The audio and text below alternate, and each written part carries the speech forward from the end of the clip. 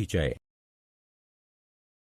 विभिन्न मिश्रणों के अवयवों को क्रोमैटोग्राफी, आसवन और प्रभाजी आसवन द्वारा पृथक किया जा सकता है। तो आइए इस मॉड्यूल में हम कुछ अन्य पृथक्करण की विधियों की चर्चा विस्तार से करें। उद्देश्य: इस पाठ के अंत में आप निम्न करने में सक्षम हो जाएंगे। किसी मिश्रण के अवयवों को क्रोमैटोग्राफी, आसवन और प्रभाजी आसवन द्वारा पृथक करना, वायु के अवयवों को पृथक करने की विधि के बारे में बताना, क्रिस्टलीकरण द्वारा ठोस पदार्थों के शुद्धिकरण पर चर्चा करना, शुद्ध पदार्थों को वर्गीकृत करना। ऊर्ध्वपातन: यह विधि उन मिश्रणों के पृथक्करण के लिए अपनाई जाती है जिनके अवयव जो गर्म करने पर सीधे गैस अवस्था में परिवर्तित हो जाते हैं। उनमें उपस्थित अशुद्धियों जो गर्म करने पर सीधे गैस अवस्था में परिवर्तित नहीं होते, उससे गर्म करने पर पृथक हो जाते हैं।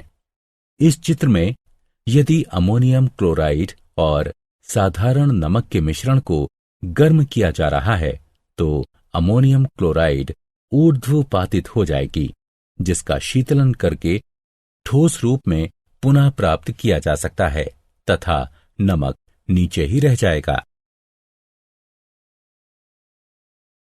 क्रोमैटोग्राफी: इस विधि द्वारा किसी द्रव से उसके रंगीन अवयवों को छानक पत्र अथवा सोखता कागज की सहायता से पृथक किया जाता है। छानक पत्र की पट्टी के एक सिरे पर स्याही की एक बूंद रखिए और वो सिरा जल से भरी एक परख नली में डालिए। स्याही 2 या 2 से अधिक रंगीन अवयवों का मिश्रण होती है। वह अवयव जो जल में अधिक घुलनशील है, पानी में जल्दी घुलता है और पृथक हो जाता है। आसवन: इस विधि में परस्पर घुलनशील द्रवों को उनके मिश्रण को उबालने के पश्चात उनके वाष्प के शीतलन द्वारा उनको संघनित करके पृथक किया जाता है। साधारण आसवन का प्रयोग उन 2 परस्पर घुलनशील द्रवों को पृथक करने के लिए करते हैं जिनके क्वथनांकों में पर्याप्त अंतर होता है। यदि एसीटोन और जल को आसवन उपकरण में गर्म किया जाए तो एसीटोन का क्वथनांक कम होने के कारण वह जल से पहले उबलकर वाष्पित होगा और शीतलन विधि द्वारा संघनित होकर जल से पृथक हो जाएगा। प्रभाजी आसवन: प्रभाजी आसवन का प्रयोग उन 2 परस्पर घुलनशील द्रवों को पृथक करने के लिए किया जाता है जिनके क्वथनांकों में 25 K से कम का अंतर होता है। प्रभाजी आसवन का प्रयोग पेट्रोलियम के अवयवों तथा वायु से विभिन्न गैसों को पृथक करने के लिए किया जाता है। वायु के अवयवों का पृथक्करण: वायु विभिन्न गैसों का मिश्रण है। वायु के अवयवों को प्रभाजी आसवन द्वारा पृथक किया जा सकता है। वायु को दबाव बढ़ाकर और ठंडा करके द्रवित वायु में संपीड़ित कर लेते हैं। इस द्रवित वायु को प्रभाजी आसवन स्तंभ में धीरे धीरे गर्म करते हैं।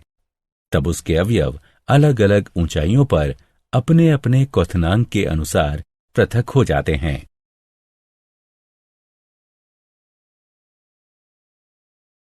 क्रिस्टलीकरण द्वारा ठोस पदार्थों का शुद्धिकरण: क्रिस्टलीकरण विधि में किसी ठोस पदार्थ को उसके विलयन से शुद्ध रूप में प्राप्त किया जाता है। क्रिस्टलीकरण विधि द्वारा हम कॉपर सल्फेट के विलयन से शुद्ध कॉपर सल्फेट प्राप्त कर सकते हैं। जल की कम से कम मात्रा में 5 ग्राम कॉपर सल्फेट घोलें। अशुद्धियों को अलग करने के लिए विलयन को छान लें। संतृप्त विलयन प्राप्त करने के लिए विलयन को चाइना डिश में वाष्पीकृत करें। विलयन को छानक पत्र से ढककर ठंडा होने दें। ठंडा होने के पश्चात शुद्ध कॉपर सल्फेट के क्रिस्टल मिलेंगे। शुद्ध पदार्थों के प्रकार। शुद्ध पदार्थ दो प्रकार के होते हैं, जिन्हें तत्व और यौगिक कहा जाता है। तत्व यह पदार्थों के मूल रूप होते हैं, जिन्हें किसी भी रासायनिक अभिक्रिया द्वारा अन्य सरल रूप में नहीं तोड़ा जा सकता है।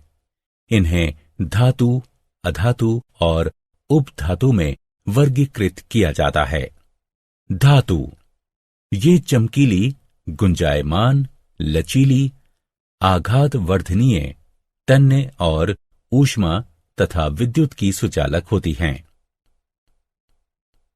अधातु ये चमकीली, गुंजायमान, लचीली, आघात वर्धनीय तथा तन्य नहीं होती हैं तथा ये विद्युत और ऊष्मा की कुचालक होती हैं। उपधातु ये वे तत्व हैं जिनमें कुछ गुण धातुओं के तथा कुछ गुण अधातुओं के होते हैं, जैसे बोरान, सिलिकॉन, जर्मेनियम इत्यादि। यौगिक ये वे पदार्थ हैं जो दो या दो से अधिक तत्वों के एक निश्चित अनुपात में रासायनिक संयोजन से बनते हैं, जैसे जल, कार्बन डाइऑक्साइड, शर्करा, नमक, आयरन सल्फाइड इत्यादि। क्या आप जानते हैं तत्व की संकल्पना रॉबर्ट बॉयल 1627-1691 ने की थी। उनकी परिभाषा का प्रयोगात्मक आधार था कि तत्वों को किसी भी तरह अन्य सरल रूप में नहीं तोड़ा जा सकता है।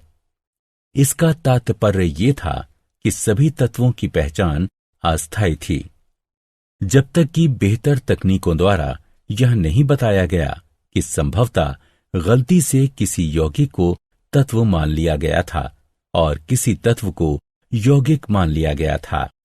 उस समय का एक महत्वपूर्ण विचार परमाणुओं की स्थिरता का था, जिसके अनुसार कॉपर का परमाणु हमेशा कॉपर का परमाणु ही रहेगा और किसी भी प्रकार परिवर्तित नहीं होगा।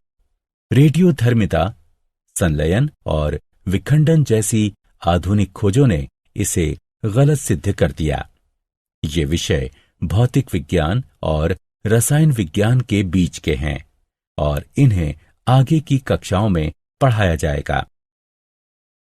सारांश। आइए हमने जो कुछ सीखा है उसे संक्षेप में दोहराएं। पृथक्करण की सही तकनीक का प्रयोग करके किसी भी मिश्रण से शुद्ध पदार्थों को प्राप्त किया जा सकता है। शुद्ध पदार्थ तत्व अथवा यौगिक हो सकते हैं। तत्व पदार्थों के मूल रूप होते हैं, जिन्हें किसी भी रासायनिक अभिक्रिया द्वारा अन्य सरल रूप में नहीं तोड़ा जा सकता है। यौगिक वे पदार्थ हैं जो दो या दो से अधिक तत्वों के एक निश्चित अनुपात में रासायनिक संयोजन से बनते हैं।